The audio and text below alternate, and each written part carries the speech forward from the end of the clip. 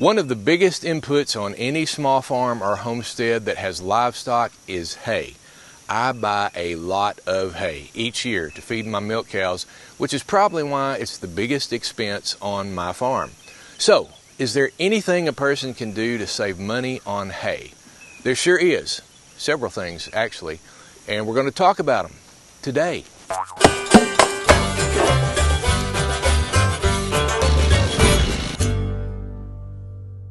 Let's talk about 10 ways that you can save money on hay. Number one, you can practice stockpiling. Now this is basically grass that's left in place where it grew in the pasture, and it's harvested by the livestock themselves. That saves you a lot of work. If you'll begin practicing intensive grazing, where you divide your pasture areas into smaller ones that are cross-fenced and then rotate your livestock through those spaces consecutively, you may find that at the end of the growing season there'll be areas that they didn't get to that still have plenty of tall, ungrazed grass right in place. Even if it dies and turns yellow or auburn color after a frost, it's still edible and considered standing hay. All you got to do is turn the livestock in and let them graze it down themselves. Number two, you can sow annual ryegrass in your grazing pastures during August or September as a supplement to fall and winter hay. You don't have to drill or disturb the soil, just sow it on top of established pasture grass, and because it's a cool season grass, it'll germinate and be nice, green, good eating for livestock about the time that all the warm season grasses start to die off after the frost. What you're doing here is basically extending the grazing of your pastures past their normal warm weather season and into fall and winter. Number three, if you're feeding stock round bales of hay, you can save a whole lot of hay that livestock waste by dressing up the round bales. And as we all know, hay that's not wasted is money saved. Now, like most people, when I feed round bales, I feed them in a hay ring, which preserves a lot of the hay, but there's still waste. As cattle or horses eat, they fling the hay as they pull it out of the bale, and a lot of it hits the ground, never to be picked up by them again. So, to remedy this, I go around dressing up the bale by raking up all those loose, flung out hay pieces that are surrounding the ring. This is part of my morning and evening chores. I try to do it twice every day so it won't get too laborious and so the cows won't ruin too much of it at a time. Now, by dressing up the bale, you'll preserve a lot of that hay in a dry and nutritional state. Then I put it back on top of the round bale, or else I just store it elsewhere, out of the weather. I feed the soiled hay to hogs or chickens, but even moldy hay doesn't have to be wasted. I can use soiled or moldy hay on the garden as mulch or laid down on the ground in preparation for future garden spots. And don't worry too much about weed or grass seed on your garden spots. As long as you stay on top of things, you can turn those germinating weeds into more mulch for your garden and hence more fertilizer. Number four, keep a round bale under a barn or build a small shed that covers the round bale.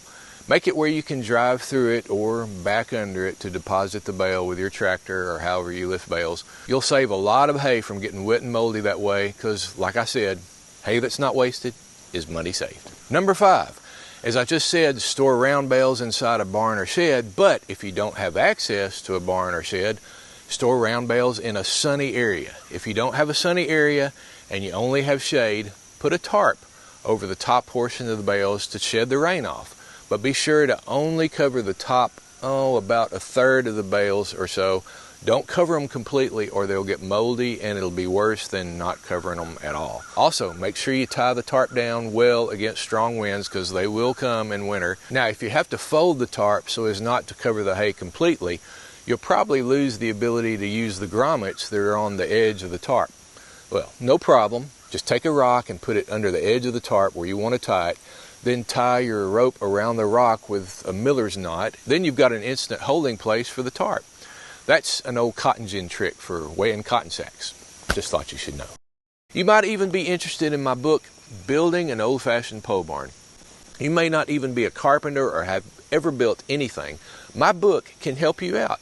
There aren't any complicated blueprints to try to figure out. There's only step-by-step instruction on how to build your own pole barn from start to finish. So go to my website, farmhandscompanion.com.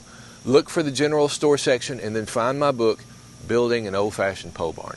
I'll have a link in the description below. Number 6, if you store round bales outside, get them up on tree trunks or cross tie, pairs running parallel, or on wooden pallets if you've got them. That'll get them up off the moist ground. Several inches of the bottom of the bale can be saved just like that.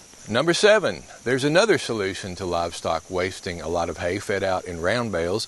You might consider buying and feeding square bales instead, providing you have enough space to store them. Rather than leaving it to the animals to decide how much hay they eat with large round bales all day long, you can feed predetermined amounts of hay flakes to animals from square bales morning and evening.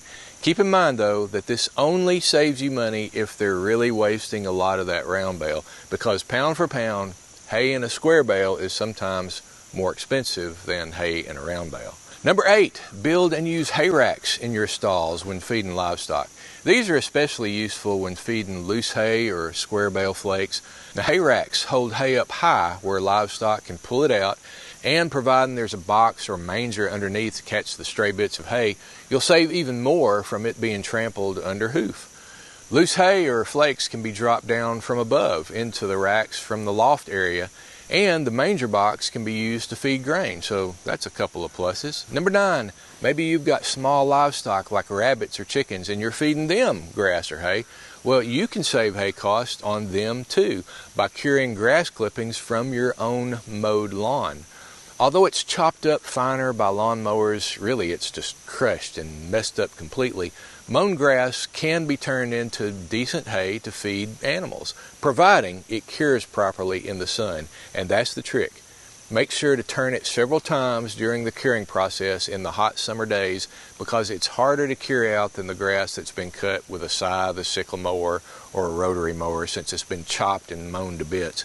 Once properly and thoroughly dried, it can be stuffed in old feed sacks and kept throughout the winter months to feed your small livestock. Number 10, and this is a big one, make your own hay using hand tools. Not many people can afford mechanized hay making equipment, and not many people know how to use the old hand tools or know the old methods for making hay by hand.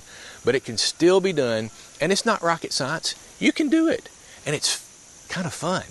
Now, you may not be able to work up all the hay you need, or you may not have enough acres to harvest all you need, but whatever hay you can supplement from spare ground, such as unused garden areas or ditches or roadsides, it'll sure help you out with your hay costs. Now, hopefully, these ideas will help you to save money on hay this next year.